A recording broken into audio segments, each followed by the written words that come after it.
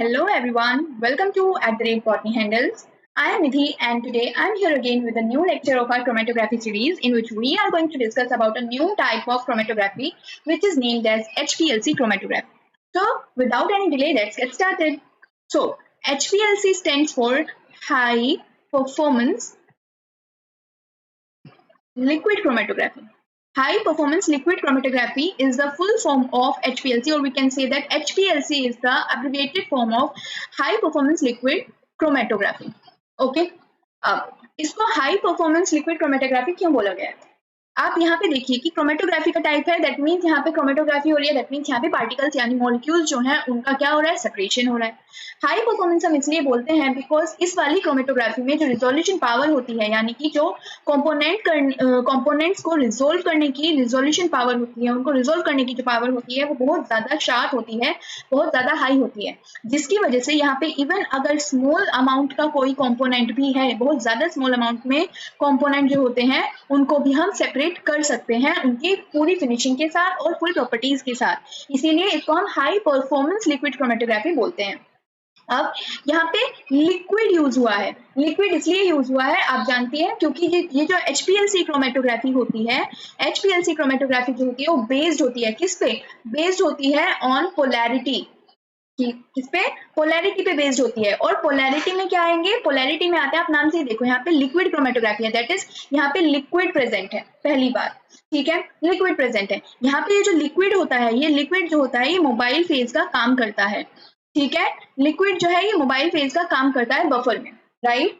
तो यहाँ पे क्या होता है कि जो बफर होता है उस बफर के अंदर आप ये जानिए कि बफर के अंदर ऑलमोस्ट 90% वाटर होता है एंड 10% ऑर्गेनिक सॉल्वेंट होते हैं, ठीक है, 10% ऑर्गेनिक सॉल्वेंट होते हैं, ठीक है। पहले ये बात हमें समझ लिया कि बफर के अंदर 90% वाटर होता है, 10% ऑर्गेनिक सॉल्वेंट होते हैं। जब 90% वाटर है बफर के अंदर, जब हम सैंपल को ऐड कर रहे हैं तो बफर जो है वो क्या करेगा, वो सैंपल के साथ मिल जाएगा और यही सैंपल जो है बफर के साथ मिलके हमारे कॉलम के अंदर क्या होगा, रन करेगा। इतनी बातें समझ आती है। अभी मैंने बोला कि HPLC पोलैरिटी पे बेस्ड होती है। ये जो पोलैरिटी है ये कौन सी पोलैरिटी की बात हो रही है? पोलैरिटी यानी polar and non polar molecules पे बेस्ड है। कौन से पोलर और कौन सी नॉन पोलर मॉलिक्यूल पे? सी, यहाँ पे जो polar and non polar molecules होंगे वो होंगे molecules which are water liking molecules, ठीक है, water liking molecules and water repelling molecules. ऐसे देखिए, वाटर रिपेलर्स हम इनको बोल सकते हैं, वाटर रिपेलिंग मॉलिक्यूल्स। जो वाटर लाइकिंग है या वाटर लविंग मॉलिक्यूल्स हैं उनको हम बोलते हैं हाइड्रोफिलिक मॉलिक्यूल्स, ठीक है, हम उनको बोलते हैं हाइड्रोफिलिक। जबकि वाटर रिपेलेंट्स जो होते हैं उनको हम बोलते हैं हाइड्रोफोबिक। यानी ये जो होते हैं ये हाइड्रोफोबिक मतलब फोबिया, फोबिया मतलब डर, यानी ये पानी से दूर भागते हैं, पानी से डरते हैं, ठीक है। तो जो हाइड्रोफिलिक मॉलिक्यूल्स होते हैं ये मॉलिक्यूल्स होते हैं पोलार मॉलिक्यूल्स, जबकि जो हाइड्रोफोबिक होते हैं ये होते हैं नॉन पोलार मॉलिक्यूल्स। इन्हीं के बेसिस पे कि कौन सा मॉलिक्यूल पोलार है एंड कौन सा नॉन पोलार है, इसी के बेसिस पे HPLC जो है वो बेस्ड होती है, इसी के ऊपर HPLC बेस्ड होती है, ठीक है। सबको इतनी चीजें समझ में आती है। अब आप यहाँ पे देखिए, ये हमने कॉमन सी चीजें समझी कि हाई परफॉर्मेंस लिक्विड क्रोमेटोग्राफी जो है वो क्या होती है, किस चीज पे बेस्ड होती है और उसका नाम ऐसा क्यों है। इसके अलावा यहाँ पे हाई ये जो HPLC है, HPLC का एक अदर नेम भी होता है। HPLC को हम हाई परफॉर्मेंस के अलावा हाई प्रेशर लिक्विड क्रोमेटोग्राफी भी बोलते हैं, ठीक है, हाई प्रेशर लिक्विड क्रोमेटोग्राफी भी हम इसको बोलते हैं। इसको हम हाई प्रेशर लिक्विड क्रोमेटोग्राफी क्यों बोलते हैं? बिकॉज क्योंकि हमने कहा यहाँ पे जो सॉलिड अब्सॉर्बेंट कॉलम है, सॉलिड अब्सॉर्बेंट मटेरियल है, दैट इज यहाँ पे जो स्टेशनरी फेज का काम करता है, यानी जो वो कॉलम है जो स्टेशनरी फेज का काम करता है, वहां पे अगर हम स्मॉल अमाउंट के कंपोनेंट को भी सेपरेट करना चाहें तो हो सकता है वो सेपरेट। इसीलिए यहाँ पे जब प्रेशर दिया जाता है पंप के थ्रू, तो वो पंप जो होता है, बिकॉज स्टेशनरी मटेरियल के अंदर जो ये कॉलम के अंदर स्टेशनरी मटेरियल है बहुत स्मॉल अमाउंट में है, तो ये जो पंप है इसके थ्रू बफर प्लस जो हमारा सैंपल है उसको बहुत ही हाई प्रेशर के साथ पंपिंग की जाती है इस कॉलम के अंदर। इसी के लिए, इसी कारण से क्या होता है, इसका नाम हाई प्रेशर लिक्विड क्रोमेटोग्राफी भी कहा जाता है, ठीक है। ये वाली एक चीज हो गई। अब आप यहाँ पे देखिए, अब बात करते हैं हम अबाउट कि यहाँ पे कौन से फेज आते हैं। हमें पता है कि कोई भी क्रोमेटोग्राफी हो उसके अंदर हम दो तरह के फेज के बारे में बात करते हैं, एक होता है मोबाइल फेज एंड एक होता है हमारा स्टेशनरी फेज। ठीक है। उसके अलावा जो कंपोनेंट होंगे वो कौन होगा, सैंपल, राइट। सैंपल कुछ भी हो सकता है, सैंपल हमारा ब्लड हो सकता है, ब्लड का सीरम हो सकता है, राइट। कोई भी टॉक्सिन हो सकता है, चाहे वो एल्गल टॉक्सिन हो, बैक्टीरियल टॉक्सिन हो, है ना। इसके अलावा या फिर वो वायरल टॉक्सिन हो, व्हाटएवर इट इज, सैंपल कुछ भी हो सकता है। जब हम मोबाइल फेज की बात करते हैं, मोबाइल फेज में हमने क्या पढ़ा, मोबाइल फेज में सॉल्वेंट होगा, है ना, वाटर, लिक्विड होगा, दैट इज वाटर, यानी कोई भी लिक्विड होगा। अब बात करते हैं अगर हम स्टेशनरी फेज की, किसकी अगर हम बात करते हैं स्टेशनरी फेज की, तो स्टेशनरी फेज में आप एक चीज रखिएगा कि, अब एक चीज और बतानी है उससे पहले मुझे, कि यहाँ पे वाटर है। वाटर मैंने बताया था कि मोबाइल फेज में क्या होगा कि 90% जो है बफर के अंदर क्या रहेगा, 90% बफर के अंदर वाटर रहेगा, प्लस ये जो बफर होगा, यहाँ पे मैं वाटर मेंशन कर रही हूँ, वाटर नहीं है, मोबाइल फेज की तरह कौन एक्ट करेगा, मोबाइल फेज की तरह बफर एक्ट करता है, जिसके अंदर 90% वाटर होता है प्लस 10% ऑर्गेनिक सॉल्वेंट्स होते हैं, ठीक है, 10% ऑर्गेनिक सॉल्यूट्स होते हैं, सॉल्यूट्स। ओके, तो एक मिनट, सॉरी, ये organic solvents, let me correct my self, organic solvent, ठीक है। तो बफर के अंदर 90% वाटर है एंड 10% ऑर्गेनिक सॉल्वेंट है। तो यहाँ पे आपको याद रखना है कि ये जो बफर है ये मोबाइल फेज की तरह काम करेगा, और क्योंकि यहाँ पे 90% वाटर है, दैट इज वाटर का अमाउंट ज्यादा है, इससे हमें क्या पता लगता है कि ये क्या है, ये वाटर लविंग होगा। सो ये जो मोबाइल फेज होगा ये कैसा होगा, ये अपने आप में हाइड्रोफिलिक होगा। क्या होगा, हाइड्रोफिलिक होगा, बिकॉज यहाँ पे 90% क्या है, वाटर है, हमें इससे पता लगता है कि वाटर लविंग है। अब बात करते हैं अगर हम स्टेशनरी फेज की, ठीक है। तो अगर हम बात करते हैं स्टेशनरी फेज की, तो यहाँ पे आप देखिएगा, मैं थोड़ा कलर चेंज कर लेती हूँ ताकि आप डिफरेंशिएट कर सकते हैं चीजों के अंदर। हाँ, तो स्टेशनरी फेज की अगर बात करूँ तो यहाँ पे हम सिलिका का यूज करते हैं। कॉलम के अंदर जो फेज, कॉलम के अंदर जो मटेरियल होगा वो स्टेशनरी फेज की तरह काम करेगा। सपोज ये हमारा कॉलम है और इसके अंदर मटेरियल है सिलिका। आपको एक चीज बताने के लिए बहुत जरूरी है कि सिलिका अपने आप में, सिलिका अपने आप में एक हाइड्रोफिलिक कंपोनेंट है, हाइड्रोफिलिक मेटल है, ठीक है। सिलिका अपने आप में हाइड्रोफिलिक होती है, लेकिन सिलिका की जो मॉडिफाइड फॉर्म होती है, सिलिका को मॉडिफाई किया गया है, और मॉडिफाई कैसे किया गया है, सिलिका में कार्बन 18 की चेन को ऐड कर देते हैं। कार्बन 18 की चेन को सिलिका में ऐड किया गया है, और इस चेन को ऐड करके हम बोलते हैं कि सिलिका को मॉडिफाई किया गया है। और जब मॉडिफाइड सिलिका होती है जिसमें कार्बन 18 की चेन है, वो क्या होती है, वो होती है हाइड्रोफोबिक इन नेचर। क्या होती है, वो होती है हाइड्रोफोबिक इन नेचर। समझ में आया मैंने क्या बोला, मैंने बोला सिलिका अपने आप में क्या होती है, हाइड्रोफिलिक इन नेचर होती है मेटल, लेकिन जो सिलिका की मॉडिफाइड फॉर्म है वो क्या है, सिलिका में कार्बन 18 जो है, 18 कार्बन की चेन्स जो है वो ऐड कर दी जाती है, और ये सिलिका की मॉडिफाइड फॉर्म कहलाती है, जिसको, जो अपने आप में क्या होती है, जो कि नेचर में हाइड्रोफोबिक होती है। दैट मीन्स कि जब कॉलम के अंदर हम ऐड करेंगे वो क्या रहेगा, वो कार्बन 18 वाली सिलिका की चेन होगी, दैट मीन्स हाइड्रोफोबिक नेचर का मटेरियल रहेगा। उसी को हम बोलेंगे कि वो स्टेशनरी फेज की तरह काम कर रहा है कॉलम के अंदर। अगर आपको इतनी सारी चीजें क्लियर होती हैं, देन अब हम चलते हैं इंस्ट्रूमेंटेशन में, जहां पे आपको चीजें और अच्छे से क्लियर हो जाएंगी। अब आप यहाँ पे देखिएगा, आपको ये इंस्ट्रूमेंटेशन कैसे समझनी है, आप इधर से देखिएगा।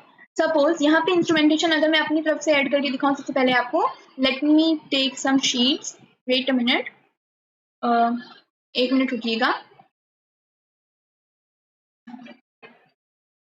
मैं यहाँ पे कुछ शीट्स को ऐड कर लेती हूँ।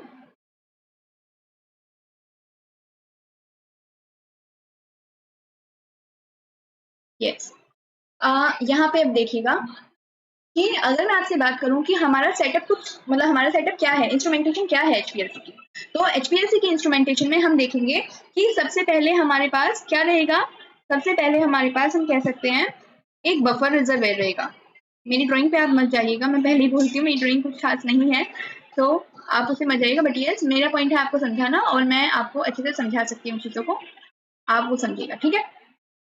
चलिए अब इधर देखिए, यहाँ पे क्या होगा, सबसे पहले एक बफर रिजर्वायर होगा।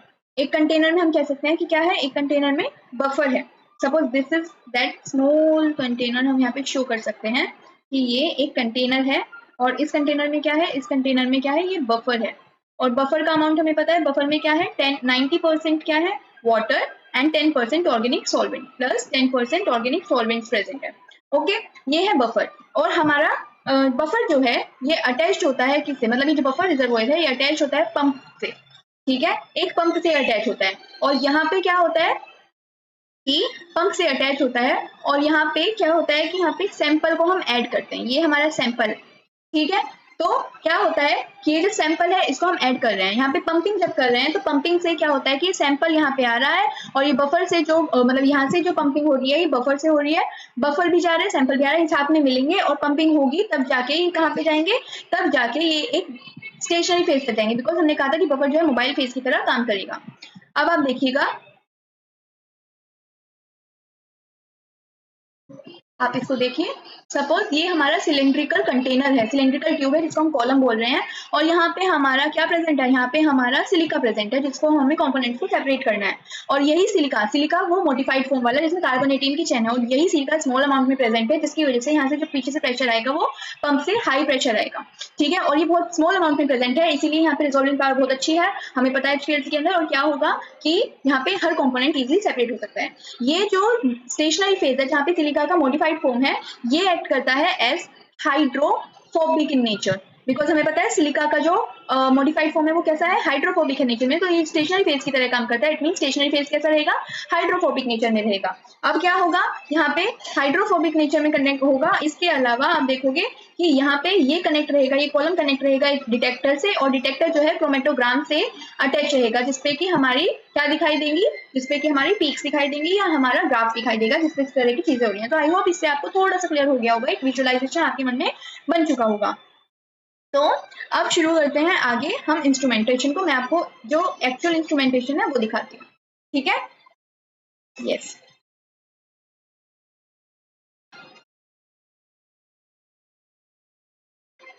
Here it is.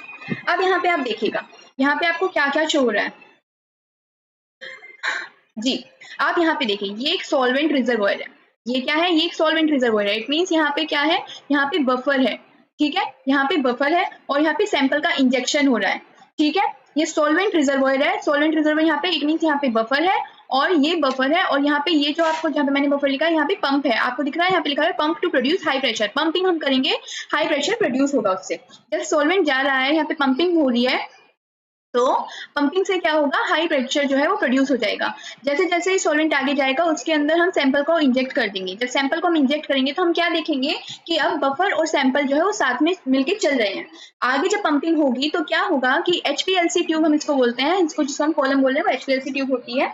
उसमें क्या होगा, हमें पता है वहाँ पे क्या प्रेजेंट है, वहाँ पे सिलिका प्रेजेंट है ना, वहाँ पे सिलिका प्रेजेंट है, और ये जो स्टेशनरी फेज है हाइड्रोफोबिक इन नेचर है। तो जब सैंपल इसके अंदर से मूव करेगा, हमें पता है सॉल्वेंट रिजर्वोयर यानी बफर जो है वो हाइड्रोफिलिक नेचर का है, सॉल्वेंट भी मूव कर रहा है और सैंपल इंजेक्शन भी यहाँ पे हो रहा है, सैंपल इंजेक्ट कर दिया हमने। तो यहाँ पे जब HPLC ट्यूब के अंदर दोनों जाएंगे तो हम यहाँ पे क्या नोटिस करेंगे, हम यहाँ पे ये देखेंगे कि बिकॉज HPLC ट्यूब के अंदर जो मटेरियल है वो हाइड्रोफोबिक है, इसका मतलब क्या होगा कि यहाँ पे लाइट पार्टिकल्स जो भी आएंगे, जो हमारे सैंपल के लाइट पार्टिकल्स हैं, दैट इज सैंपल में हाइड्रोफोबिक, हाइड्रोफिलिक एंड न्यूट्रल हर तरह का पार्टिकल प्रेजेंट है। तो जितने भी लाइट पार्टिकल्स होंगे, दैट इज जितने भी हाइड्रोफोबिक पार्टिकल्स होंगे, बिकॉज HPLC के अंदर हाइड्रोफोबिक पार्टिकल्स प्रेजेंट है, तो इसीलिए सैंपल के अंदर जितने भी हाइड्रोफोबिक पार्टिकल्स होंगे वो क्या होंगे, वो यहाँ पे जाके अपनी एफिनिटी बाइंडिंग कर लेंगे, दैट इज उनको अपनी एफिनिटी मिलेगी, वो बाइंडिंग कर लेंगे। बिकॉज लाइट यहाँ पे लाइट को क्या करेगा, हाइड्रोफिलिक के साथ जाके, सॉरी हाइड्रोफिलिक के साथ, हाइड्रोफोबिक के साथ जाके जुड़ जाता है। बट हमें पता है हमारा जो स्टेशनरी फेज है वो हाइड्रोफोबिक है नेचर में, दैट मींस हाइड्रोफिलिक तो यहाँ पे कोई है ही नहीं।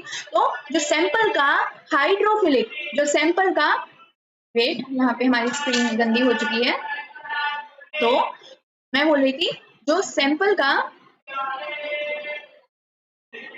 यस, जो सैंपल का हाइड्रोफोबिक नेचर है, हमें पता है सैंपल में हाइड्रोफोबिक एंड हाइड्रोफिलिक हर तरह का पार्टिकल प्रेजेंट है, और बिकॉज हमारा स्टेशनरी फेज जो है वो हाइड्रोफोबिक इन नेचर है, तो सैंपल के जो हाइड्रोफोबिक पार्टिकल्स होंगे वो जाके यहाँ पे बाइंड, क्योंकि उनको एफिनिटी फील होगी तो वहाँ पे जाके बाइंड कर जाएंगे। लेकिन जो न्यूट्रल पार्टिकल रहेंगे एंड इसके अलावा जो हाइड्रोफिलिक पार्टिकल्स होंगे, बिकॉज हाइड्रोफिलिक को वहाँ पे कोई भी अपने जैसा नहीं दिखेगा, तो वो हाइड्रोफिलिक पार्टिकल्स जो होंगे वो यहाँ पे एक कंटेनर होता है, वो कंटेनर में आके रिलीज हो जाएंगे, ठीक है, वो कंटेनर में आके रिलीज हो जाएंगे, और रिलीज होके क्या करेंगे, हम उनको डिटेक्ट करेंगे, तो हमें पता लग जाएगा कि हाइड्रोफिलिक पार्टिकल हैं और ये डिटेक्ट हो चुके हैं। बाकी जो हमारी HPLC ट्यूब है उसके अंदर कौन प्रेजेंट है, हाइड्रोफोबिक पार्टिकल है। इसी तरह से यहाँ पे आपको डिटेक्टर ये डिटेक्ट करेगा और आपको यहाँ पे शो हो जाएगा ये डायग्राम, ये ग्राफ आपको मिल जाएगा। तो ये एक बेसिक प्रिंसिपल है, हम कहते हैं प्रोसीजर है जिस पे इंस्ट्रूमेंटेशन हो रही है, जिस इंस्ट्रूमेंटेशन पे एचपीएलसी काम कर रहा है।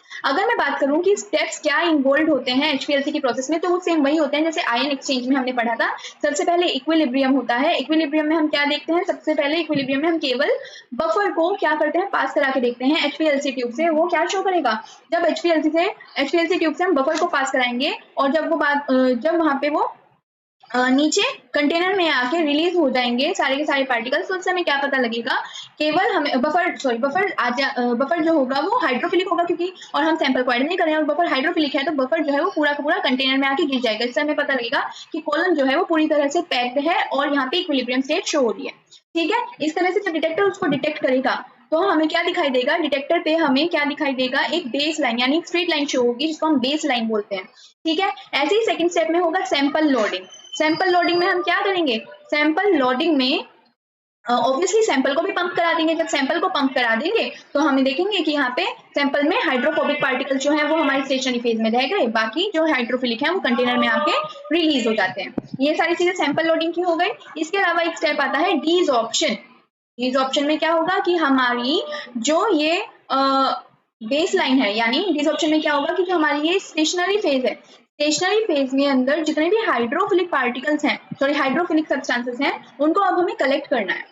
ठीक है, उनको हमें क्या करना है, उनको हमें कलेक्ट करना है। तो हम कलेक्ट कैसे करेंगे, अब देखिएगा, कलेक्ट करने के लिए हमें क्या करना होगा, जब जिस बफर को हम यूज कर रहे थे उसमें क्या था, जैसे मैंने बार बार बोला कि 90% वहां पे वाटर था और 10% सोलवेंट था, है ना, 10% सोलवेंट था। यहाँ पे हमें क्या करना होगा दिस ऑप्शन के लिए कि इनकी अमाउंट को हमें रिवर्स कर देना होगा। दैट इज यहाँ पे हमें 10% ऑर्गेनिक सॉल्वेंट का यूज करना है, सॉरी 10% वाटर का यूज करना है एंड प्लस 90% ऑर्गेनिक सॉल्वेंट का यूज करेंगे। और जब हम ये करेंगे तो हमें क्या पता लगेगा, जब ये 10% वाटर यहाँ पे हो चुका है अब, तो इट मीन्स जो हमारा बफर है वो कैसा बन चुका है, हमारा बफर भी हाइड्रोफोबिक बन चुका है। डेफिनेटली जब यहाँ पे वाटर की कंसेंट्रेशन कम हो गई, दैट इज ये भी हाइड्रोफोबिक बन चुका है। जब ये हाइड्रोफोबिक बन गया तो हम देखेंगे कि जब इसकी पंपिंग अंदर होगी, वो पंपिंग करने में दिक्कत होगी, पंपिंग नहीं हो पाएगी अच्छे से। और यहाँ पे जो एफिनिटी में बाइंड हुए हमारे हाइड्रोफोबिक मॉलिक्यूल्स हैं पहले वाले बफर के, वो भी अपना बॉन्ड लूज करना शुरू कर देंगे। और जब बॉन्ड लूज करना शुरू कर देंगे कि वो क्या होंगे, वो यहाँ पे बड़े कंटेनर में कलेक्ट होना शुरू हो जाएंगे। ठीक है, इस तरह से यहाँ पे क्या होगा, डीसॉर्प्शन हो जाएगा। ठीक है, क्योंकि हमने अपने बफर को ही हाइड्रोफोबिक कर दिया है। और उस केस में क्या हुआ कि यहाँ पे अंदर पड़े जो हमारे हाइड्रोफोबिक एफिनिटीज थी, यहाँ पे क्या होगा कि वो लूज होनी शुरू हो जाएगी और यहाँ पे कलेक्ट हो जाएंगे वो पार्टिकल्स। ठीक है, इस तरह से डिसऑर्प्शन हो जाएगा। ओके, अब एक चीज आती है कि हमारे लिए एचपीएलसी के अंदर जो डिटेक्टर होता है वो कौन होता है। एचपीएलसी के अंदर हमेशा जो डिटेक्टर यूज होते हैं यूवी डिटेक्टर्स। ठीक है, और एचपीएलसी के अंदर जो मेनली मोस्ट कॉमनली हम अगर बफर्स की बात करें, जो बफर्स का यूज करते हैं, तो वो जो बफर्स होते हैं वो मोस्ट कॉमनली एसीटेट बफर्स होते हैं।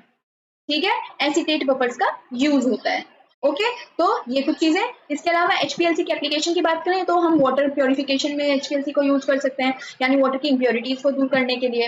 राइट, इंडस्ट्रियल बहुत सारे यूज हैं। इसके अलावा हमें पता है फार्मास्यूटिकल कंपनीज में बहुत सारे यूज है। So these were some application of HPLC chromatography.